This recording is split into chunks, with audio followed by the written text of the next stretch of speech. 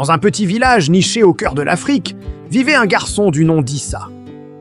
Il était différent des autres enfants de son âge. Là où ils étaient bruyants et turbulents, Issa était calme, presque silencieux.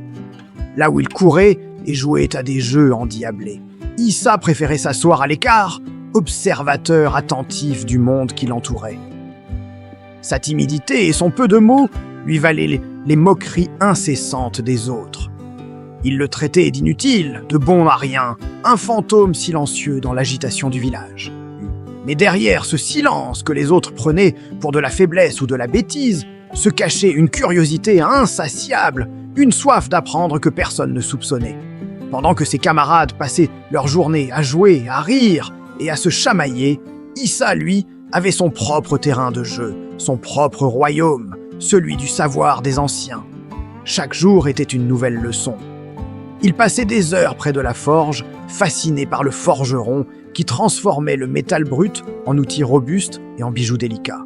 Le rythme du marteau sur l'enclume, la danse des étincelles, la manière dont le vieil homme lisait la couleur du feu pour connaître la température du métal. Tout cela était une symphonie pour les yeux et l'esprit d'Issa. Il mémorisait chaque geste, chaque technique, sans jamais poser une question, absorbant le savoir par la seule force de son regard. Ensuite, il se rendait dans les champs. Il y observait le cultivateur, un homme dont les mains racontaient l'histoire de la terre. Issa apprenait à lire le ciel pour prédire la pluie, à reconnaître les signes que la terre envoyait. Il voyait comment le cultivateur choisissait les meilleures semences, comment il préparait le sol avec un respect presque religieux, et comment il savait exactement quand planter et quand récolter. Il apprenait le langage des plantes, le cycle des saisons, la patience et la persévérance nécessaires pour nourrir tout un village. Chaque brin d'herbe, chaque insecte était pour lui une page d'un livre ouvert sur la nature. Mais c'était auprès du guérisseur du village qu'Issa passait le plus de temps. Le vieil homme, dépositaire d'un savoir ancestral, parcourait la brousse pour cueillir des feuilles, des racines et des écorces. Issa le suivait comme son ombre, mémorisant l'apparence de chaque plante, son odeur, l'endroit où elle poussait. Il écoutait attentivement, bien que toujours en silence, lorsque le guérisseur expliquait les vertus de telles racines pour apaiser la fièvre, ou de telles feuilles pour soigner une blessure. Il apprenait à préparer les décoctions, les onguents, les poudres. Il comprenait que chaque plante était un don, un remède potentiel si l'on savait l'écouter et l'utiliser avec sagesse. Le guérisseur, intrigué par ce garçon si attentif, le laissait faire, sentant peut-être en lui une prédisposition unique. Les années s'écoulèrent ainsi, paisiblement. Issa grandissait, et avec lui, son savoir. Il était devenu un jeune homme, toujours aussi réservé, mais son regard avait gagné en profondeur, en assurance. Les moqueries avaient processé, non par respect, mais simplement parce qu'il faisait partie du paysage. Il était l'ombre silencieuse du village, celui que l'on ne remarquait plus. Personne ne se doutait de la richesse qu'il avait accumulée dans son esprit. Un trésor invisible, composé de la sagesse du forgeron, du cultivateur et du guérisseur. Il était devenu une bibliothèque vivante, un carrefour de connaissances pratiques et ancestrales. Puis un jour, une ombre bien plus sombre s'abattit sur le village. Une maladie étrange, inconnue, se propagea comme une traînée de poudre. Elle commençait par une forte fièvre, suivie d'une faiblesse extrême, et personne ne semblait y échapper. Les enfants ne jouaient plus dans les rues, les rires s'étaient tus. La peur s'installa dans chaque foyer. Le guérisseur du village, malgré toute son expérience, était désemparé. Ses remèdes habituels, ceux qui avaient toujours fonctionné contre les maux connus, se révélaient totalement inefficaces. Les jours passaient, et le nombre de malades ne cessait d'augmenter.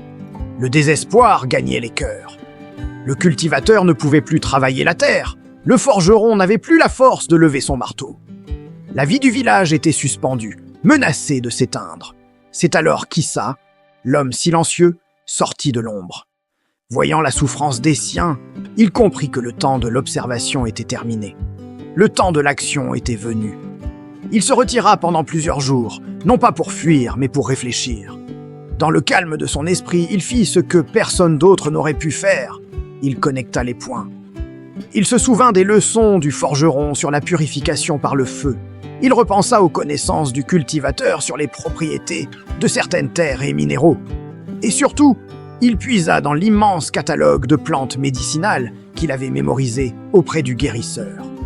Il se mit au travail. Il ne se contenta pas de reproduire les recettes du vieux guérisseur. Il innova. Il combina des plantes d'une manière inédite, en se basant sur ses observations. Il utilisa une technique de décoction lente qu'il avait vue, puis y ajouta une pincée de cendres purifiées, une idée inspirée par son temps passé à la forge. Il créa un traitement nouveau, simple, mais qui semblait d'une logique implacable dans son esprit. C'était une synergie de tous les savoirs qu'il avait patiemment collectés. Chevet des premiers malades, ceux qui étaient les plus faibles. Au début, les villageois le regardèrent avec méfiance. Que pouvait bien faire l'inutile, celui qui n'avait jamais rien dit, là où le grand guérisseur avait échoué? Mais le désespoir était tel qu'ils le laissèrent essayer. Issa administra son remède avec douceur et confiance. Il ne parlait toujours pas beaucoup, ses gestes parlaient que pour lui. Il attendit. Et puis, le miracle se produisit. Quelques heures après avoir bu la potion, un premier malade vit sa fièvre baisser. Le lendemain, il put se lever. Un autre, puis un autre encore. La nouvelle se répandit comme une onde d'espoir. Tous les malades à qui Issa donnait son traitement guérissaient. En quelques semaines, le village retrouva sa vitalité. Les rires des enfants résonnèrent à nouveau. Ce jour-là, le regard que le village portait sur Issa changea pour toujours. Il ne voyait plus le garçon timide et inutile. Il voyait un sauveur, un sage.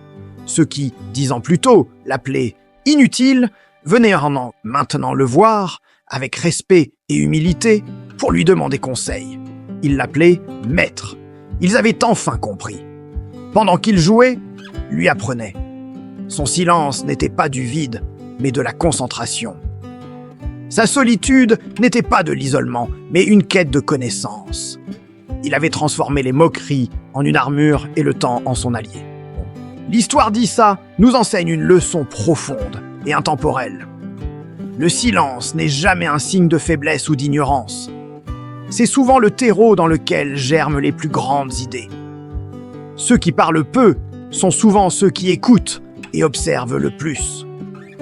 Et celui qui observe longtemps, qui prend le temps de comprendre le monde en profondeur avant d'agir, est celui qui avance le plus loin et qui a l'impact le plus durable.